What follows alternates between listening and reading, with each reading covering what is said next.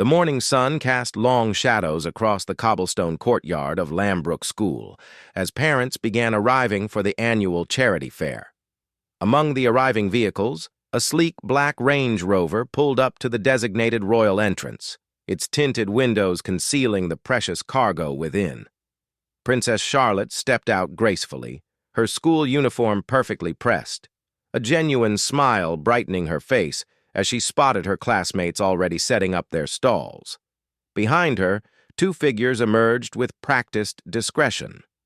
Detective Chief Inspector Sarah Mitchell had been assigned to Charlotte's protection detail for over 2 years, and in that time, she had developed an almost maternal instinct for the young princess's safety. Tall and athletic, with keen hazel eyes that missed nothing, Sarah possessed the rare combination of warmth and steel that made her perfect for royal protection duties. Her partner, Sergeant James Crawford, was a former military man whose imposing 6'3" frame and alert demeanor served as a visible deterrent to any potential threats. Charlotte waved enthusiastically at her friend Emma, who was arranging books at the literary corner. The 9-year-old princess had been looking forward to this day for weeks, having personally chosen the children's book she wanted to donate to the school's reading program. Her genuine excitement was infectious, and even the usually stoic Sarah found herself smiling as Charlotte practically bounced on her toes with anticipation. The charity fair was a beloved tradition at Lambrook School, where children from various backgrounds came together to raise funds for local causes. This year's beneficiary was a children's hospital in nearby Windsor, making the event particularly meaningful for Charlotte, who had recently visited young patients there with her mother, the Princess of Wales. The experience had left a lasting impression on the young royal, and she was determined to make this fundraising effort a success. As they made their way through the entrance, Sarah's trained eyes swept the surroundings with methodical precision. The school grounds buzzed with activity as families arrived. Children carried colorful posters advertising their stalls, and teachers coordinated the various activities planned for the day. Everything appeared normal, yet Sarah's instincts told her to remain vigilant. In her experience, the most dangerous situations often arose when everything seemed perfectly ordinary. Charlotte immediately gravitated toward her assigned area near the main playground, where she would be helping to run a book exchange alongside her classmates. Her natural charisma and genuine interest in others made her popular among her peers, who seemed to forget her royal status when she was simply being herself. Sarah positioned herself at a strategic vantage point where she could observe both Charlotte and the general flow of people around the area. The morning progressed smoothly as more families arrived. Parents chatted over coffee while children excitedly explored the various stalls and activities. Charlotte threw herself into her role as book exchange coordinator with typical enthusiasm, carefully organizing donated books by age group and helping younger students find stories that would capture their imagination. Her dedication to the task was evident in the way she personally recommended books to each child who approached her stall. Around mid-morning, Sarah noticed an elegant woman approaching Charlotte's area. She was impeccably dressed in a navy blue coat dress that screamed designer quality, her blonde hair styled in perfect waves, and her makeup applied with professional precision. Everything about her appearance suggested wealth and status, yet something about her demeanor triggered Sarah's professional instincts. The woman's movements were too deliberate, her smile too practiced, and her eyes held a calculating quality that seemed at odds with the casual atmosphere of a school fair. The woman introduced herself to the supervising teacher as Mrs. Victoria Ashworth, claiming to be the aunt of one of Charlotte's classmates. She spoke with a refined accent that suggested an expensive education, and her knowledge of the school's activities seemed genuine enough to satisfy the teacher's casual inquiry.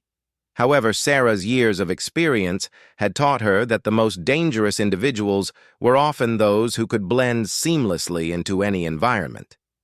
Mrs. Ashworth began engaging Charlotte in conversation, praising the young princess for her charitable work and expressing admiration for her book selections. To any casual observer, it appeared to be a pleasant interaction between an interested adult and an enthusiastic child.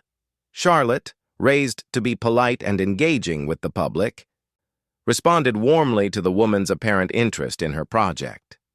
However, Sarah noticed subtle changes in Mrs. Ashworth's behavior as the conversation continued. The woman's questions became more personal, focusing on Charlotte's daily routines, her favorite activities at school, and even her transportation arrangements. While each question seemed innocent enough in isolation, together they formed a pattern that raised red flags in Sarah's mind. The detective's concern deepened when she observed Mrs. Ashworth surreptitiously taking photographs with her phone, ostensibly of the book display, but clearly capturing Charlotte in each shot. When Charlotte momentarily turned away to help another child, Sarah noticed the woman quickly typing on her device, her fingers moving with the urgency of someone sending important information. Sarah began moving closer to Charlotte's position, her hand instinctively moving to the communication device concealed beneath her jacket. She maintained her casual appearance while activating the silent alert system that would notify James and the backup security team of a potential situation. Years of training had taught her that early intervention was always preferable to reactive measures. As Sarah approached, she overheard Mrs. Ashworth suggesting to Charlotte that they move to a quieter area where they could discuss books properly without all this noise. The woman gestured toward a secluded section of the playground that was partially obscured by large oak trees. Sarah's protective instincts immediately went into high alert. In her experience, anyone who attempted to isolate a principal was someone who required immediate attention. Charlotte, displaying the situational awareness that had been carefully instilled in her through security briefings, politely declined the suggestion. She explained that she needed to stay at her stall to help other students with their book selections. Mrs. Ashworth's expression flickered with what appeared to be annoyance before she quickly recovered her pleasant demeanor. The woman then changed tactics, offering to help Charlotte carry some of the heavier book boxes to different locations around the fair. Again, Charlotte graciously declined, explaining that the teacher had specifically asked them to keep the books in their designated area. Sarah felt a surge of pride at the young princess's instinctive caution, even as her own concern about Mrs. Ashworth's intentions continued to grow. At that moment, James appeared at Sarah's side, having received her silent alert. His presence was subtle but reassuring, and together they began a more thorough assessment of the situation. James discreetly photographed Mrs. Ashworth with a long-range lens, while Sarah continued monitoring the interaction between the woman and Charlotte. Mrs. Ashworth seemed to sense the increased scrutiny and began showing signs of nervousness. She checked her watch repeatedly and glanced toward the school's exit routes with increasing frequency. Her conversation with Charlotte became more stilted, and she appeared to be looking for an opportunity to end the interaction and leave the premises. However, instead of departing, Mrs. Ashworth surprised everyone by producing an official-looking document from her handbag. She approached the supervising teacher, claiming to have authorization to escort Charlotte to a special photography session that had allegedly been arranged by the Royal Communications team. The document appeared professional, complete with official letterhead and what looked like authentic signatures. The teacher, unsure of the proper protocol and not wanting to interfere with royal arrangements, looked uncertainly toward Charlotte. The young princess, however, demonstrated remarkable composure and presence of mind. She politely asked to see the document herself, explaining that she had not been informed of any photography session and would need to check with her protection officers before leaving her assigned area. Mrs. Ashworth's facade began to crack at this point. Her insistence became more forceful, and she claimed that the photography session was time-sensitive and could not be delayed. She suggested that Charlotte's protection officers could certainly accompany them, but emphasized the importance of leaving immediately to avoid disappointing the waiting photographers. Sarah had heard enough.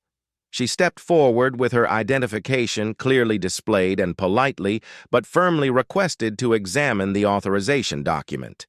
Mrs. Ashworth's reaction was immediate and telling. The woman's confident demeanor evaporated, replaced by visible anxiety as she reluctantly handed over the papers. A quick examination revealed several inconsistencies in the document that would have been obvious to anyone familiar with genuine royal communications. The letterhead contained subtle errors in the official crest.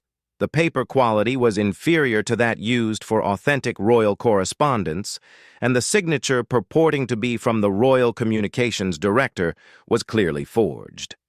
At this point, Mrs. Ashworth realized her deception had been discovered. Her carefully constructed persona began to unravel as she became increasingly agitated and defensive. She claimed there must have been some misunderstanding, and attempted to retrieve the forged document while backing toward the nearest exit. Sarah calmly but firmly informed Mrs. Ashworth that she would need to remain on the premises while the situation was investigated. James moved to secure the exit routes while maintaining radio contact with additional security personnel who were converging on the location. The entire operation was conducted with such discretion that most fair attendees remained completely unaware that anything unusual was occurring. Charlotte, meanwhile, continued helping at her bookstall, as if nothing had happened, though Sarah could see the young princess was processing the situation with remarkable maturity. Her training in security protocols had prepared her for such moments, and she understood the importance of maintaining normalcy while allowing her protection team to handle potential threats. The investigation that followed revealed Mrs. Ashworth to be part of a sophisticated network that had been attempting to gain unauthorized access to members of the royal family for several months. Her true identity was Margaret Thompson, a former journalist who had lost her credentials following several incidents of unethical behavior, including harassment of public figures and invasion of privacy. The forged authorization document was just one element of an elaborate plan that authorities later discovered included detailed surveillance of royal family movements, fabricated credentials for multiple venues, and coordination with unknown associates who remained at large. The sophisticated nature of the operation suggested resources and planning that went far beyond a simple fan's misguided attempt to meet a member of the royal family. The interrogation of Margaret Thompson took place in a secure room at the local police station, where Detective Chief Inspector Sarah Mitchell and her team worked methodically to uncover the full scope of the conspiracy. Thompson initially maintained her innocence, claiming the entire situation was a misunderstanding and that she had simply wanted to meet Princess Charlotte as a fan of the royal family. However, as evidence mounted against her, the true extent of her deception began to emerge. Forensic analysis of Thompson's mobile phone revealed a treasure trove of incriminating evidence. The device contained detailed photographs of royal family members taken over several weeks, including images captured with powerful telephoto lenses from locations clearly outside authorized areas. Most disturbing were the photos of Charlotte taken during various school activities, suggesting Thompson had been conducting surveillance for an extended period. The phone also contained encrypted communications with several unidentified individuals using coded language that investigators recognized as typical of organized stalking networks. These messages revealed that Thompson was not acting alone, but was part of a coordinated effort that involved multiple individuals with specific roles and responsibilities. Some messages referenced plans to acquire direct access and discussed merchandise opportunities in terms that suggested commercial exploitation of unauthorized royal content. Financial records seized from Thompson's residence painted a picture of someone whose journalism career had been in steep decline for several years. Multiple lawsuits for invasion of privacy had resulted in significant legal fees and damage awards that had left her in serious financial difficulties. Bank records showed recent deposits from offshore accounts that authorities suspected were payments for her surveillance activities, though the ultimate source of these funds remained unknown. Sarah's investigation team discovered that Thompson had been using multiple false identities to gain access to various venues frequented by royal family members. She possessed sophisticated forged credentials for everything from press passes to catering service identification cards. The quality of these forgeries suggested access to professional document creation services, indicating a network with significant resources and expertise. Meanwhile, at Lambrook School, the charity fair continued under heightened security measures that remained largely invisible to attendees. Additional protection officers had been deployed around the perimeter, and the school's own security system had been enhanced with real-time monitoring capabilities.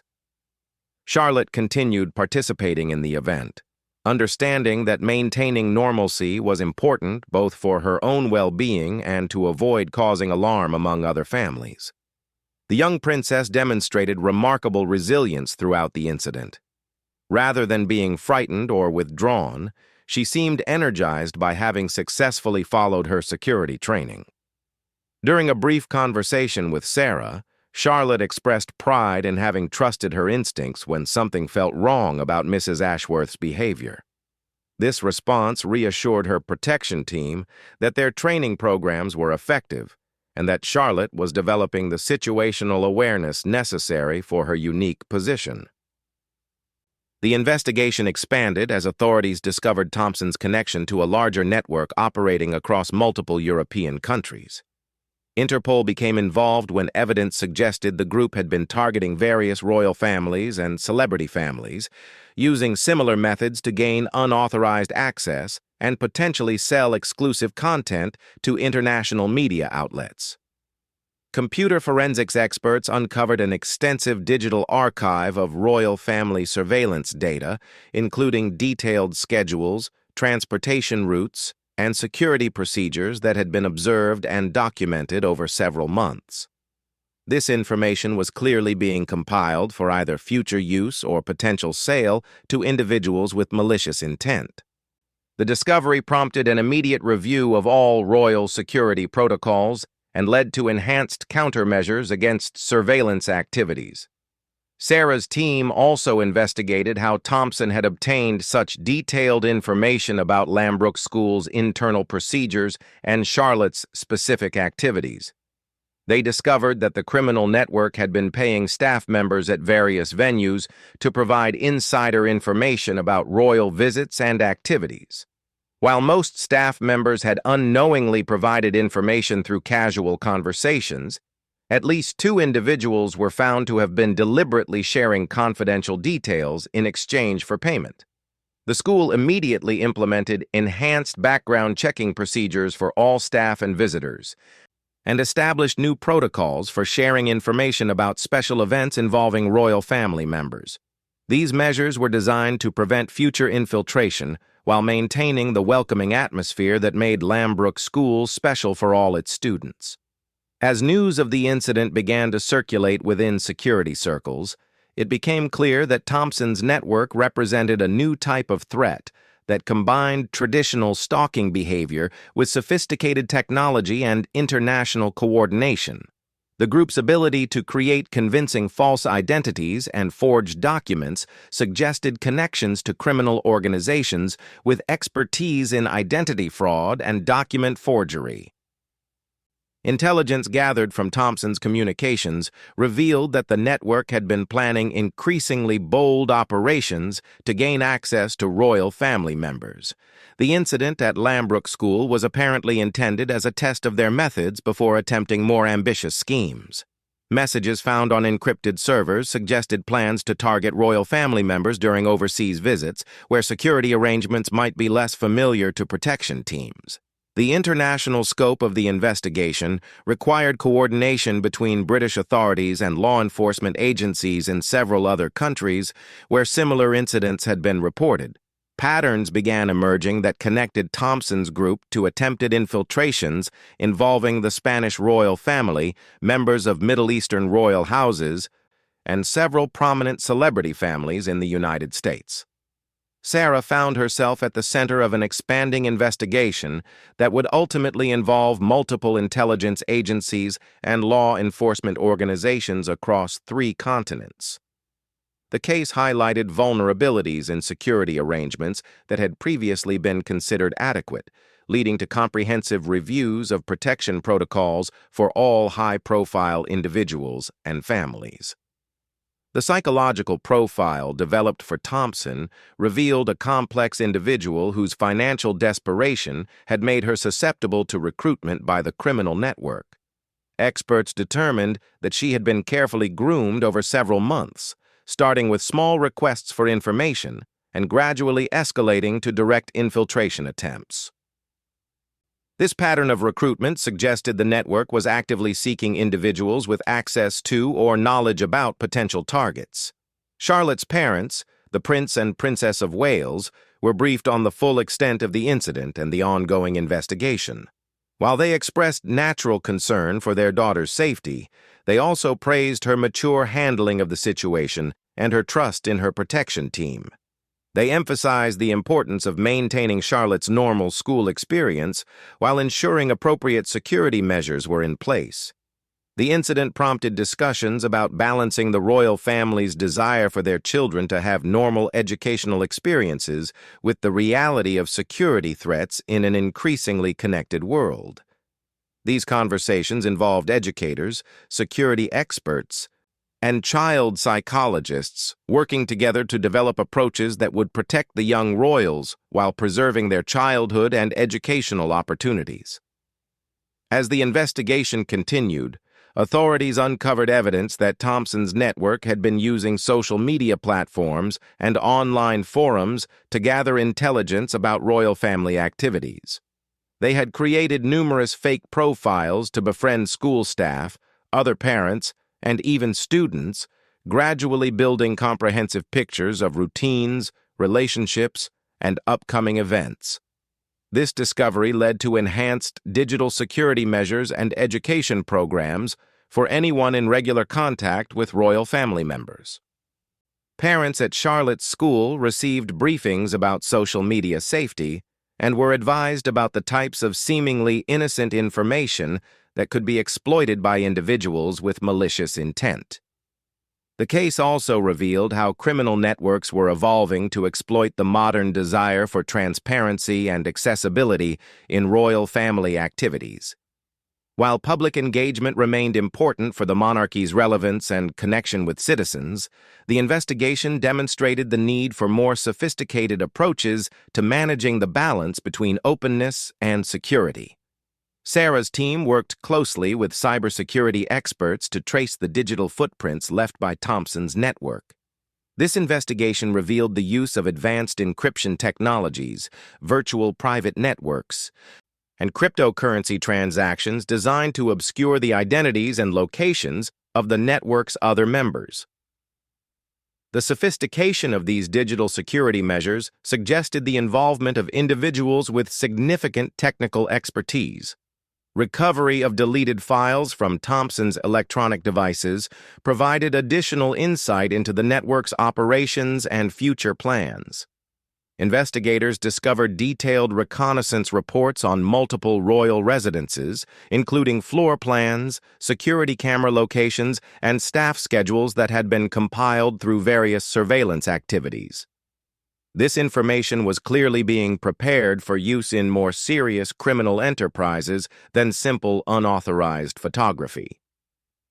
6 months after the incident at Lambrook School, the international investigation into Margaret Thompson's criminal network had expanded into one of the most complex cases involving royal security in modern history.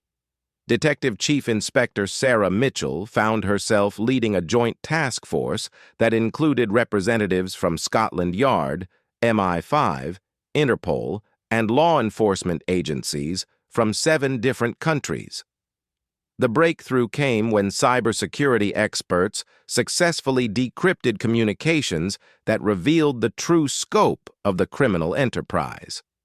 What had initially appeared to be a stalking network focused on royal families was actually a sophisticated criminal organization involved in multiple illegal activities, including identity theft, document forgery, and the sale of private information to various clients, including hostile intelligence services.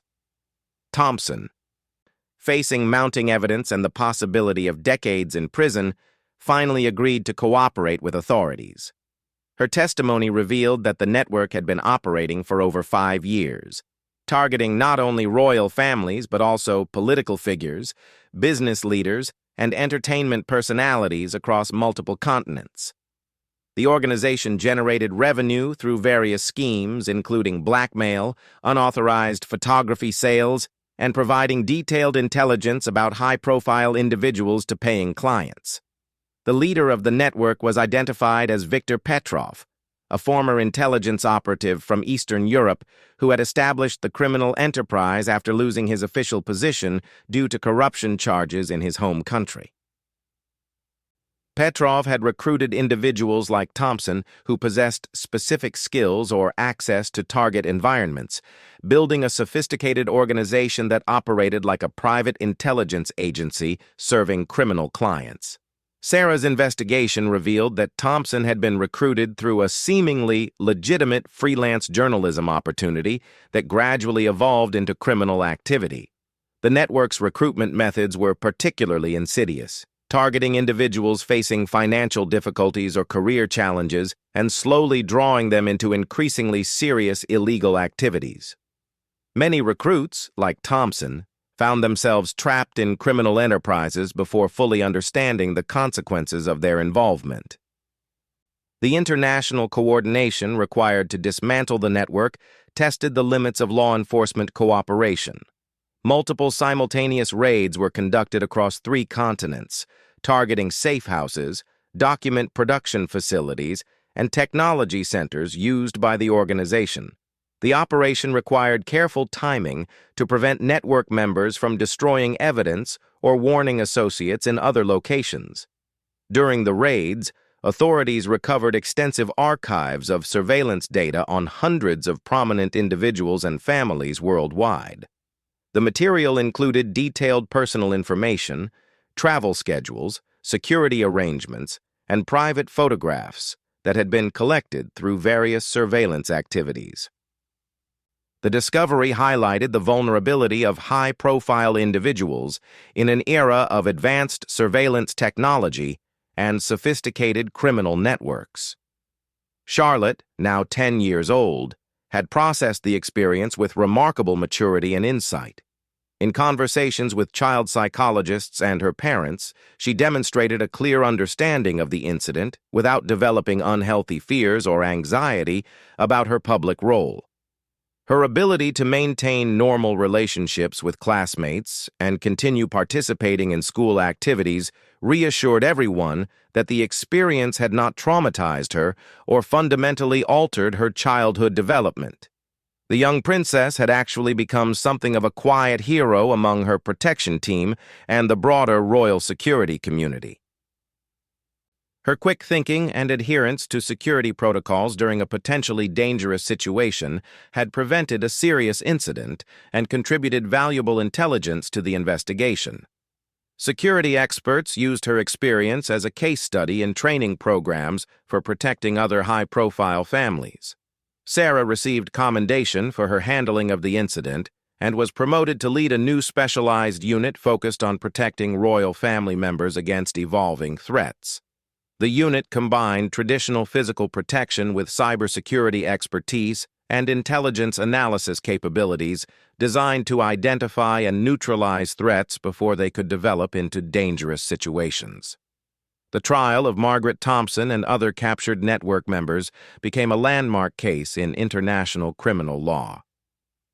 Thompson received a 12-year prison sentence for her role in the conspiracy, while Petrov, who was eventually captured in Montenegro, faced multiple charges that would likely result in life imprisonment. The proceedings revealed the full extent of the network's activities and led to significant changes in how law enforcement agencies address transnational criminal organizations. The case also prompted comprehensive reviews of security arrangements for royal families and other high-profile individuals worldwide. New protocols were developed for monitoring online activities, conducting background investigations, and coordinating intelligence sharing between different security agencies. These improvements significantly enhanced the protection available to individuals who face unique security challenges due to their public positions. Lambrook School implemented the security lessons learned from the incident while maintaining its welcoming atmosphere and educational excellence. The school became a model for other institutions serving high-profile families, demonstrating how enhanced security measures could be integrated seamlessly into normal educational environments. Teachers and staff received specialized training in recognizing potential threats while preserving the positive learning environment that made the school special.